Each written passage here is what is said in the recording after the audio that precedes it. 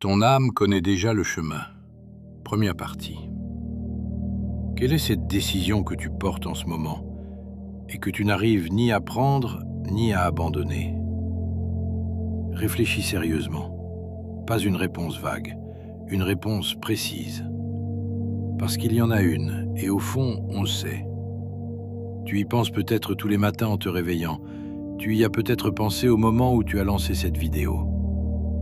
C'est une décision sur ta vie de couple, sur ton travail, sur un lieu, sur une personne, sur quelque chose qu'on devrait dire ou ne pas dire, faire ou ne pas faire. Et on n'arrive pas à trancher parce que la tête nous donne des arguments dans les deux sens, à parts égales, en permanence. Et pourtant, à un endroit en nous, plus profond, plus calme, on sait déjà. On sait ce qu'on devrait faire. On le sait depuis longtemps. Et on refuse simplement de l'écouter parce que la réponse qu'on connaît déjà est dérangeante ou coûteuse ou compliquée ou parce qu'elle va heurter quelqu'un qu'on aime.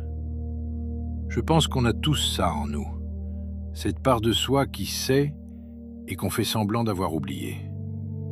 Et si c'était ça, en fait, la chose la plus importante à apprendre dans une vie?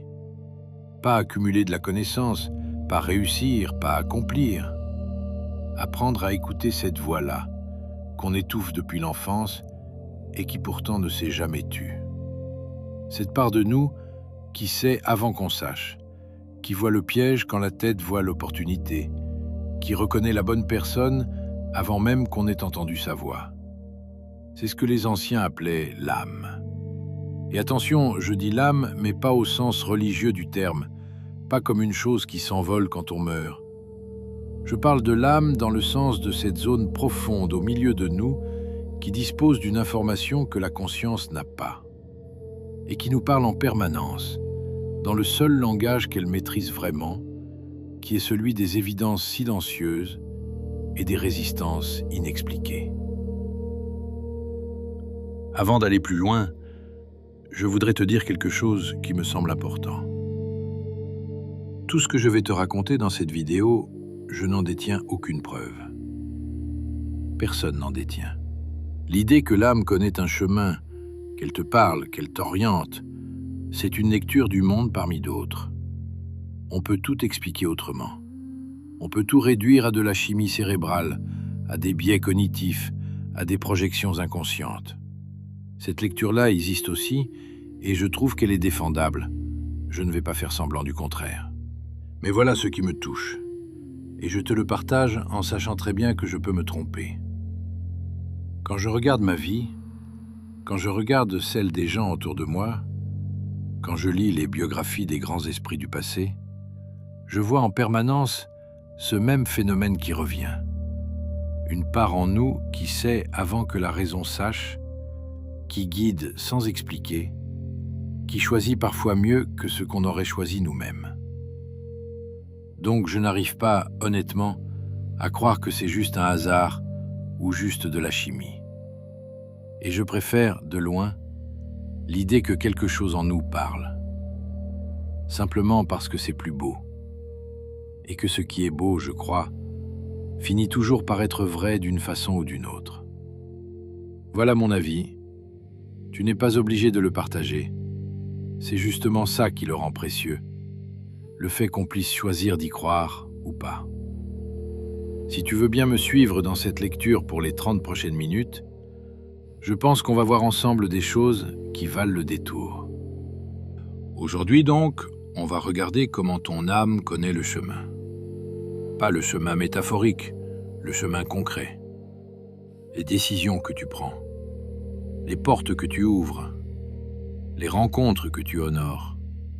Et comment cette part de toi sait, parfois avec des années d'avance, ce qui est juste pour toi et ce qui va te faire dévier. Je vais te raconter des histoires, pas pour décorer ni pour faire joli, parce que je trouve que ce sujet, on ne peut pas vraiment l'aborder dans l'abstrait. Donc on va passer par des vies concrètes, des vies de gens qui ont écouté cette chose en eux quand tout autour les en dissuadait. Et on va voir, à travers ces vies, comment ça parle, par où ça passe, comment on s'aperçoit qu'on entend ou pas. La première de ces histoires se passe à Paris, en 1789. Mais elle commence avec un livre que personne n'avait ouvert depuis longtemps. Sophie Germain naît à Paris le 1er avril 1776, dans une famille bourgeoise plutôt aisée. Son père est marchand de soie et homme politique modéré. La famille habite une grande maison rue Saint-Denis. Quand Sophie a 13 ans, la Révolution française éclate. Les rues deviennent dangereuses. Ses parents lui interdisent de sortir. Elle se retrouve enfermée chez elle pendant des mois. Pour s'occuper, elle commence à explorer la bibliothèque de son père. Et un jour, sur une étagère haute, elle tombe sur un livre relié en cuir sombre.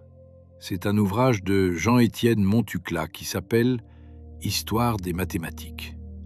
Elle l'ouvre par hasard et tombe sur le récit de la mort d'Archimède.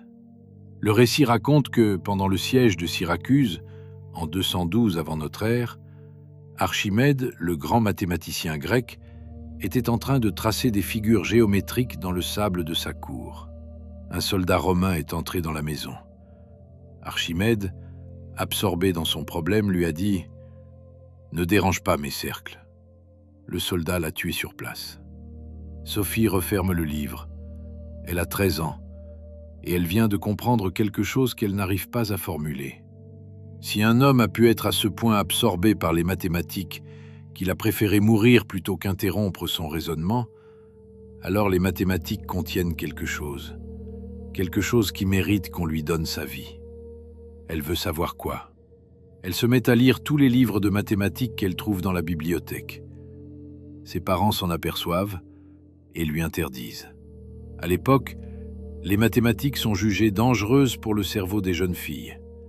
On dit que ça les rend folles, stériles, hystériques. Le père de Sophie, sincèrement inquiet pour sa fille, lui confisque ses livres. Sophie en cache d'autres sous son matelas. Le père les trouve. Il lui confisque les bougies pour qu'elle ne puisse pas lire la nuit. Sophie cache d'autres bougies. Il fait enlever le feu de sa chambre pour qu'elle gèle si elle reste éveillée. Sophie s'enroule dans des couvertures et continue à étudier dans le froid. Un matin d'hiver, sa mère entre dans sa chambre et la trouve endormie sur sa table de travail, la tête posée sur un livre d'algèbre. La plume est tombée de sa main. L'encre dans l'encrier a gelé. Sophie tremble de froid sous une fine couverture. La mère réveille le père, et le père, en voyant sa fille comme ça, comprend quelque chose. Il comprend qu'il n'a pas affaire à un caprice d'adolescente. Il a affaire à quelque chose qu'on ne peut pas empêcher. Il la laisse étudier.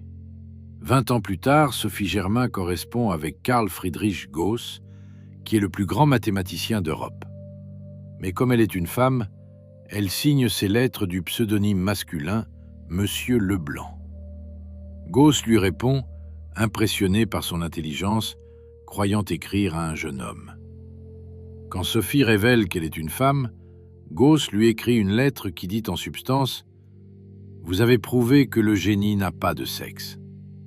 Sophie Germain finira par démontrer le dernier théorème de Fermat pour une infinité de cas. Elle est aujourd'hui considérée comme l'une des grandes mathématiciennes de l'histoire. Maintenant, regarde cette histoire. À 13 ans, dans le Paris révolutionnaire, une fille tombe par hasard sur un livre. Elle lit un récit et quelque chose en elle bascule. Aucune logique rationnelle ne peut expliquer ce qui se passe à cet instant. À l'époque, franchement, les mathématiques n'ouvrent aucune porte sociale à une femme. Tu peux retourner le problème dans tous les sens, il n'y a aucune raison pour que Sophie Germain s'accroche à ça. Et pourtant, elle s'accroche. Quelque chose de plus profond que la raison a reconnu son chemin. Et c'était si fort qu'aucune privation, aucune interdiction, aucun froid n'a pu l'éteindre. Je trouve ça vertigineux quand j'y pense. Une enfant de 13 ans, dans une chambre glaciale du Paris révolutionnaire, qui tremble sous une fine couverture parce que son père a fait enlever le feu et qui pourtant continue.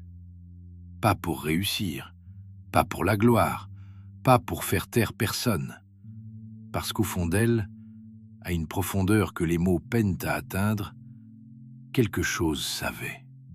Quelque chose disait « c'est là, c'est ton chemin.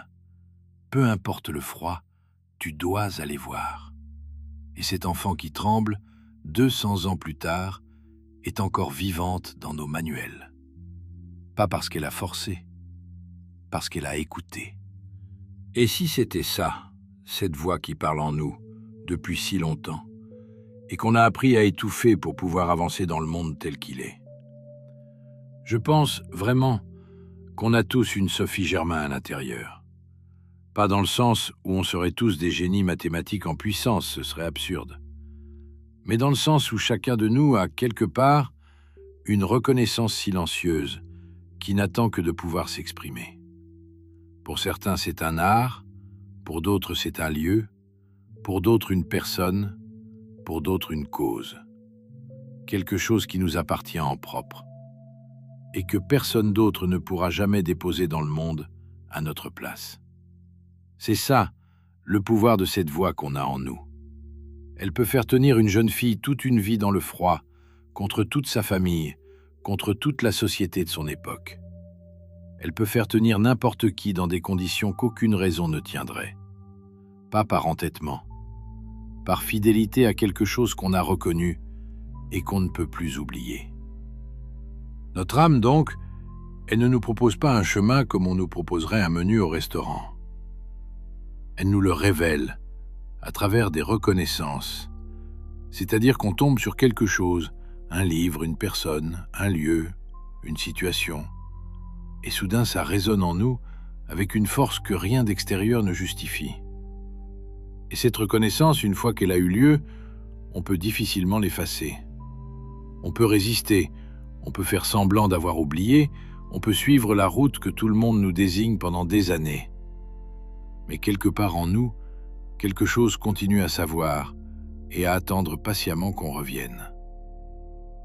Maintenant, je voudrais qu'on regarde un phénomène qui se passe chaque automne dans le ciel d'Amérique du Nord et qui est probablement la chose la plus mystérieuse que la biologie connaisse aujourd'hui. Au Canada, vers la fin du mois d'août, un papillon orange et noir naît dans la végétation. Il s'appelle le monarque. Il pèse 1 demi-gramme. Il vient de sortir d'une chrysalide. Il n'a jamais vu le ciel, il ne connaît rien du monde. Et pourtant, dans les premiers jours de septembre, ce papillon prend son envol et il se dirige droit vers le sud. Et pas vers n'importe où, vers un endroit précis, un endroit qu'il ne connaît pas, dont ses parents ne lui ont rien dit, parce que ses parents sont morts depuis longtemps. Il vole vers une forêt particulière de sapins, au Mexique, dans une montagne précise de l'État du Michoacán. Sa destination est si exacte qu'il arrivera après 4000 km de vol sur les mêmes arbres précis que ses arrière-grands-parents ont occupés 8 générations plus tôt. Parce que c'est ça qui est invraisemblable. Le voyage du monarque s'étend sur 4 générations. Aucun papillon ne fait le trajet entier. Les uns naissent au Canada, volent jusqu'au Mexique, hibernent là-bas, repartent au printemps, pondent leurs œufs en chemin et meurent. La génération suivante naît sur la route, continue le voyage, pond et meurt à son tour. Et après 4 relais de générations différentes, des papillons qui n'ont jamais vu le Mexique reviennent sur les mêmes arbres exacts où leurs ancêtres se posaient. Les biologistes ont passé des décennies à essayer de comprendre comment c'est possible. Ils ont trouvé que les monarques utilisent une combinaison de 3 choses. Une boussole solaire qui leur permet de garder le cap selon la position du soleil, une horloge interne qui compense la rotation de la Terre et une perception magnétique qui leur fait sentir les lignes du champ magnétique terrestre. 3 systèmes intégrés dans une boîte crânienne qui fait la taille d'une tête d'épingle. Mais la question vraie reste sans réponse. Comment ce papillon qui n'a aucune mémoire de ses ancêtres sait que c'est précisément cette forêt-là et pas une autre qu'il doit rejoindre? Comment l'information de la destination est transmise à travers 4 générations sans aucun apprentissage possible? Les chercheurs honnêtes finissent par dire qu'ils ne savent pas. Ils décrivent ce qui se passe, mais ils ne savent pas ce qui se passe vraiment. Quelque chose dans le monarque connaît un lieu où il n'est jamais allé et le rejoint avec une précision que nos technologies peinent à reproduire. Et si c'était ça, en fait, qu'on portait nous aussi? Une boussole intérieure aussi précise que celle du monarque, qui pointe en permanence vers une direction très précise. On ne peut pas l'expliquer rationnellement parce qu'elle ne fonctionne pas par les voies rationnelles. Mais elle est là. Et je pense qu'elle parle plus souvent qu'on ne le croit. Notre vrai travail, notre vraie tâche dans cette vie, c'est peut-être juste d'écouter cette pointe magnétique invisible. De ne pas la couvrir sous des analyses, des conseils de l'entourage, des projections de ce qui devrait être notre chemin selon la société. Ce monarque en nous sait, il a toujours su. Si la nature peut faire ça avec un papillon d'un demi-gramme, qu'elle peut lui donner cette précision invraisemblable de retrouver une forêt qu'il n'a jamais vue, alors qu'est-ce qu'elle a déposé en nous, qui pesons 40 000 fois plus, qui avons une conscience, qui avons une histoire, qui pouvons écouter? Imagine ne serait-ce qu'une seconde l'ampleur de ce qui est inscrit en nous. Pas en métaphore, concrètement. Comme un savoir dont on dispose sans le savoir, prêt à se déployer quand on lui donne le silence pour parler. C'est étonnamment difficile d'ailleurs de lui faire confiance, parce que tout dans notre éducation nous a appris l'inverse. Mais bon, on en reparlera. Dans les années 1980, un chercheur américain qui s'appelle Gary Klein commence à étudier comment les experts prennent leurs décisions. Klein n'est pas un universitaire pur, il est psychologue appliqué, il travaille pour le gouvernement, pour les pompiers, pour les militaires, et il s'intéresse à une question précise. Comment des gens prennent des décisions justes en quelques secondes dans des situations où ils n'ont pas le temps d'analyser. Klein passe des années à interviewer des pompiers professionnels après des interventions. Et un jour, il rencontre un chef de section qui lui raconte une histoire qui va changer toute sa recherche. Le chef décrit une intervention dans une maison qui brûle. Le feu semble venir de la cuisine. Lui et son équipe entrent par le salon, ils dirigent leur lance vers la cuisine. Le feu ne baisse pas. C'est étrange. Le feu devrait reculer sous la pression de l'eau, mais il reste à la même intensité. Le chef de section ressent un malaise. Il ne sait pas quoi. Il regarde autour de lui. Le salon est étrangement calme. Pas de fumée, pas de chaleur excessive, juste ce malaise qui monte. Et soudain, sans pouvoir l'expliquer à personne, il crie à son équipe « Sortez tous, immédiatement, sortez !» L'équipe sort en courant. Quelques secondes après leur sortie, le plancher du salon s'effondre. Le feu venait du sous-sol, pas de la cuisine. Toute l'équipe serait morte si le chef avait hésité encore 10 secondes. Klein demande au chef comment il a su. Le chef répond « Je ne sais pas, c'était juste mon instinct. J'ai senti que quelque chose n'allait pas. » Klein continue de le questionner. Et lentement, en décortiquant ce que le chef aperçut, ils découvrent ensemble que son cerveau, en arrière-plan, avait enregistré plusieurs anomalies. Le feu qui ne baisse pas sous la lance, le silence du salon, l'absence de chaleur en haut, une chaleur étrange sous les pieds. Toutes ces informations, son inconscient les avait combinées en une fraction de seconde pour produire un signal d'alarme. Un signal qu'il a ressenti comme un malaise inexplicable. Un signal qu'il a écouté. Klein va passer le reste de sa carrière à démontrer que l'intuition experte n'a rien de mystérieux dans son fonctionnement biologique.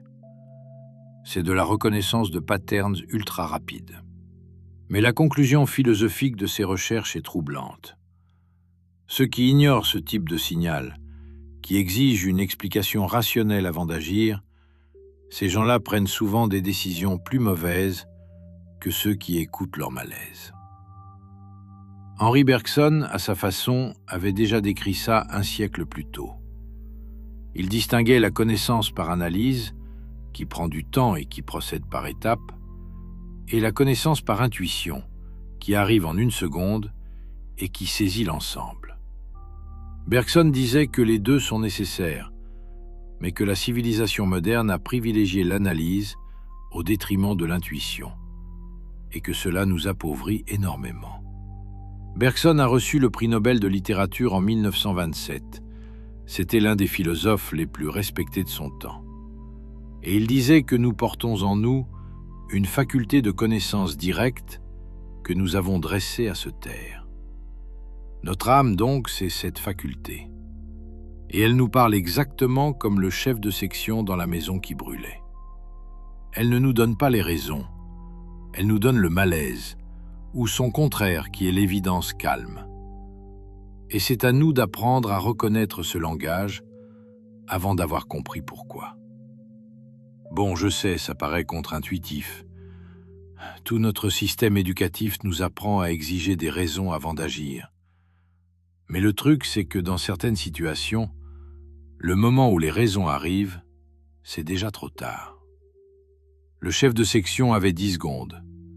Il n'avait pas le temps d'analyser. Il avait juste le temps d'écouter ce qui n'avait pas de mots. 10 secondes. C'est tout ce qu'il y a parfois entre toute une équipe vivante et toute une équipe morte. 10 secondes pendant lesquelles aucune raison ne peut être formulée, aucun argument ne peut être pesé. Et dans ces 10 secondes, quelque chose en cet homme a pris la parole et a sauvé 6 vies humaines. 6 vies qui ont continué après. 6 familles qui ont continué à exister parce qu'un homme a écouté une voix qui n'avait pas de mots. C'est immense quand on y pense. Et je me dis que cette même voix, elle nous parle aussi, à nous, tous les jours. Pas dans des incendies, heureusement, dans des choses plus discrètes. Mais elle parle. Et la seule question, au fond, c'est est-ce qu'on l'écoute ? Bon, maintenant je vais te raconter quelque chose de personnel. Et c'est la première fois que je le raconte ici. Je ne sais pas trop pourquoi je le raconte maintenant, en fait. Peut-être parce que cette vidéo me semble être le bon endroit. Donc voilà. Il y a quelques années, j'étais à un moment de ma vie où je devais signer un contrat important. Pas un truc anodin, quelque chose qui aurait engagé 2 ans de mon temps et probablement davantage. Je ne vais pas te donner les détails parce qu'ils ne sont pas le sujet. Mais le contexte était simple. Tout le monde autour de moi disait « fonce ». Mes proches, mon entourage professionnel, les chiffres sur le papier. La proposition était objectivement bonne, solide, sérieuse, légitime. On continue. Je me souviens du matin où je devais signer. Il faisait beau. La fenêtre de ma cuisine était ouverte. J'entendais un voisin qui appelait son chien dans la rue, un certain Yago, si je me souviens bien. Je m'étais préparé un café, je l'avais posé sur la table à côté du contrat. J'avais sorti mon stylo. Je m'assoyais, et au moment d'écrire mon nom sur la première ligne, je me suis arrêté.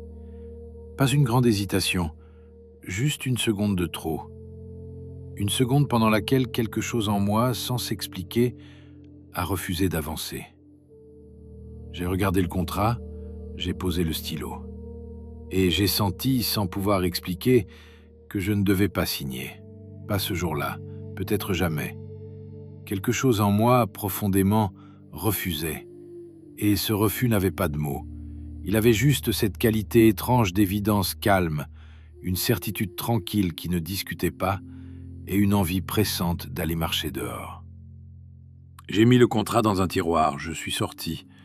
J'ai marché pendant 2 heures, sans destination. Quand je suis rentré, j'ai écrit un message à la personne qui m'avait proposé le contrat. Je lui ai dit que je ne signerais pas. Je n'ai pas su lui expliquer pourquoi, j'ai juste dit que je sentais que ce n'était pas pour moi. Elle a été surprise, déçue, un peu en colère. Mes proches m'ont dit que j'étais fou. Pendant des semaines, on m'a demandé de m'expliquer, je n'y arrivais pas. 6 mois plus tard, la personne qui m'avait proposé le contrat a été inculpée. Pas pour le projet qu'elle m'avait proposé, pour autre chose, une affaire ancienne qui remontait à la surface. Mais tous ses partenaires actuels ont été éclaboussés. Plusieurs personnes que je connais et qui avaient signé ont perdu de l'argent, du temps et leur tranquillité d'esprit pour des années. Moi, j'étais dans mon tiroir. Je ne raconte pas ça pour me donner raison. Sincèrement, je trouve même un peu embarrassant de raconter cette histoire à voix haute. Je la raconte parce que je suis sûr aujourd'hui que c'est pas moi qui ai fait le bon choix ce matin-là. C'est quelque chose en moi qui a refusé. Une part de moi qui avait des informations dont je ne disposais pas, qui voyait ce que ma raison ne voyait pas et qui m'a parlé par une retenue silencieuse, par une évidence sans mots, par cette envie soudaine d'aller marcher dehors plutôt que de signer. Et tu sais, ce qui me touche le plus dans cette histoire, ce n'est pas que j'ai eu raison. C'est que pour une fois, j'ai écouté. Pour une fois, je n'ai pas balayé. Pour une fois, j'ai eu la grâce de prendre cette retenue au sérieux. Et grâce à cette seule fois, j'ai dormi tranquille les nuits suivantes. C'est peut-être ça, au fond, qu'on peut souhaiter de plus précieux à quelqu'un. Pas la réussite, pas la gloire. Dormir tranquille. Et le matin, en se levant, reconnaître que quelque chose en soi a tenu la main pendant qu'on prenait des décisions plus grandes que soi. Maintenant, je voudrais m'arrêter une seconde. Parce qu'il faut que je te dise quelque chose. Si tu es encore là, à cette minute de la vidéo, ça veut dire quelque chose. La plupart des gens, à cette heure-ci, ils ont déjà scrollé ailleurs, ils ont déjà cliqué sur autre chose, ils sont déjà ailleurs dans leur tête. Toi, tu es resté. Tu as ouvert ton attention pendant tout ce temps. Et ce n'est vraiment pas rien à notre époque. C'est même devenu rare. Donc je voudrais te remercier. Pas pour la chaîne, pas pour les vues, pour toi. Parce que cette qualité d'attention que tu as en ce moment, c'est exactement le terrain où ton âme peut commencer à se faire entendre. C'est précisément là, dans cette écoute lente, que les voix discrètes deviennent audibles. Il y a quelque chose d'étrange dans la façon dont l'âme nous parle.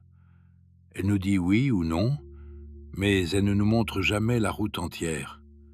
Elle nous donne le prochain pas, jamais le 50e. Pourquoi ? Tu connais Joseph Campbell ? Ce mythologue américain mort en 1987, il a passé 40 ans de sa vie à étudier les récits initiatiques de toutes les cultures du monde. Il voulait savoir si les histoires que se racontent les humains à travers les continents et les siècles partagent une structure profonde. Et il a fini par identifier ce qu'il a appelé le monomythe, ou voyage du héros, qui revient partout, en Afrique, en Amérique précolombienne, en Inde, dans les sagas nordiques, dans les évangiles, dans les contes des 1001 nuits. Partout, la même architecture profonde. Et un détail revient dans toutes ces histoires, sans exception. Le héros ne sait jamais où il va au début. Il reçoit un appel, parfois sous forme de rêve, parfois sous forme d'un inconnu qui frappe à sa porte, parfois sous forme d'un événement qui le force à quitter sa vie ordinaire, mais cet appel ne lui révèle jamais la destination. Il lui dit juste « lève-toi et pars ». Campbell se demandait pourquoi. Pourquoi cette amnésie systématique ? Pourquoi le héros ne reçoit pas la carte ? Et il a fini par comprendre. Si le héros savait dès le départ ce qui l'attendait, il ne partirait pas. Soit parce que ça lui paraîtrait trop dur et il refuserait, soit parce qu'il croirait connaître la destination et il chercherait à y arriver par un raccourci en évitant les épreuves qui font de lui le héros. Donc, le chemin doit rester caché. Le brouillard est obligatoire. Parce que ce qui compte, c'est la traversée et pas l'arrivée. Et la traversée ne peut s'accomplir que dans l'ignorance de ce qu'elle va produire. Ton âme fonctionne pareil. Elle te cache la destination par bienveillance. Si elle te montrait maintenant où tu seras dans 10 ans, soit ça te paralyserait, soit ça te ferait dévier. Elle te livre donc seulement ce qu'il faut pour le prochain pas. Et ce prochain pas suffit à condition que tu le fasses. C'est presque enfantin quand tu y penses. Comme un parent qui tient la main d'un enfant dans le noir et qui ne lui dit pas combien il reste de mètres avant la maison, parce qu'il sait que l'enfant abandonnerait à mi-chemin si on lui donnait le chiffre. Le parent dit juste « un pas, encore un pas, c'est bien ». Et un jour, sans s'en apercevoir, l'enfant est arrivé. Voilà comment ton âme te conduit, avec une tendresse de parent dans le noir. Je voudrais te parler maintenant des temps qu'on traverse en ce moment, parce que je sais que beaucoup se sentent perdus en ce moment, et que cette vidéo arrive peut-être à un moment où tu te demandes si ton chemin existe encore, si ce que tu as construit a un sens, si l'avenir collectif te laissera la place de devenir toi. Je n'ai pas de réponse aux grandes questions, personne n'en a. Mais je sais une chose, parce que c'est documenté dans toute l'histoire humaine. Les époques difficiles ont toujours été les plus fécondes pour ceux qui ont écouté leur intuition, à travers la difficulté justement. Quand le monde extérieur devient incertain, l'âme se renforce. C'est presque mécanique. Quand les repères extérieurs vacillent, la boussole intérieure devient ta seule référence. Et cette fameuse boussole, qui était couverte par le bruit du quotidien dans les époques tranquilles, elle se met à parler plus fort, plus clairement. Elle devient ce qu'elle est censée être, le guide central, le point fixe au milieu du chaos. Marie Curie a fait ses plus grandes découvertes pendant que la Première Guerre mondiale déchirait l'Europe.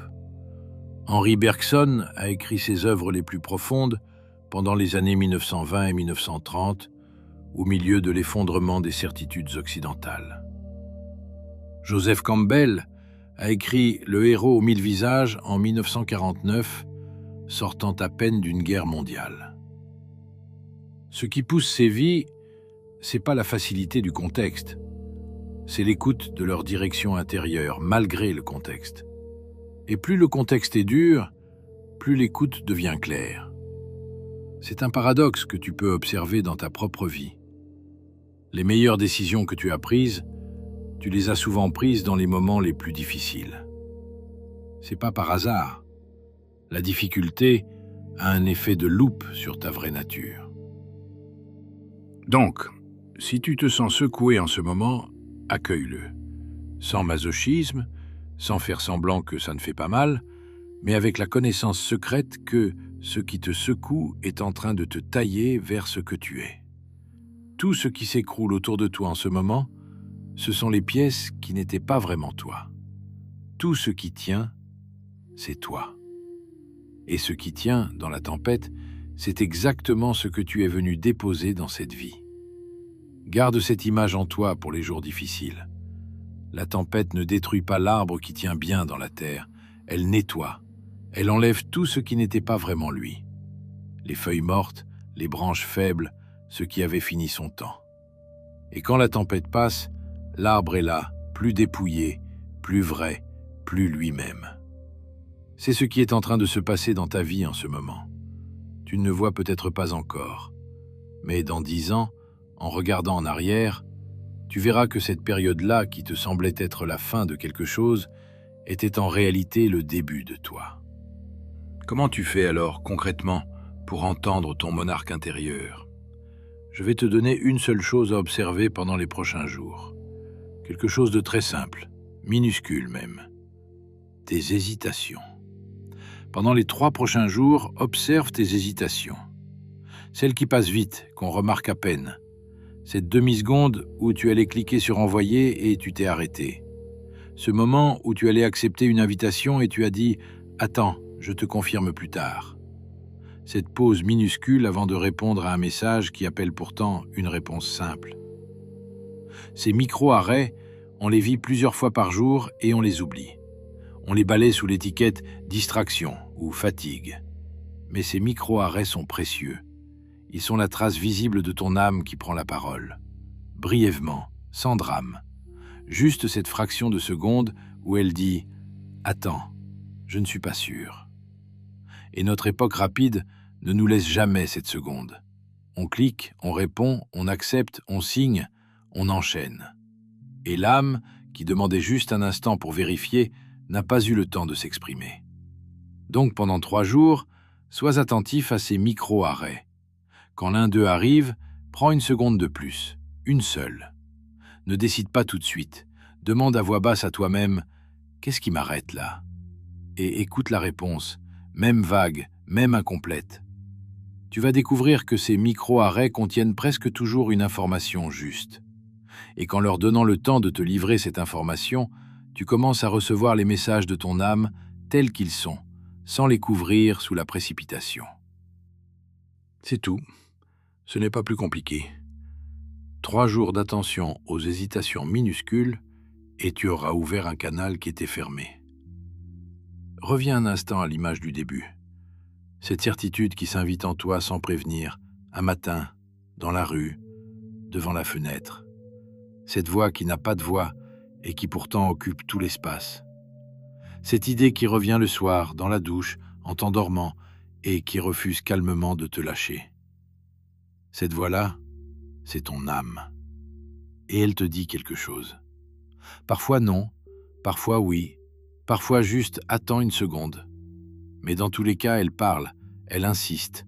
Elle attend que tu lui donnes le temps de se faire entendre. Apprends à reconnaître ta voix. Tu as juste à arrêter de couvrir cette voix sous le bruit de l'analyse, des avis extérieurs, des projections de ce qui devrait être ton chemin. Le monarque est en toi. Il sait où aller. Il connaît les arbres exacts d'une forêt qu'il n'a jamais vue. Il sait quand prendre son envol et dans quelle direction se diriger. Il sait quel vent éviter, quelle tempête contourner. Il sait.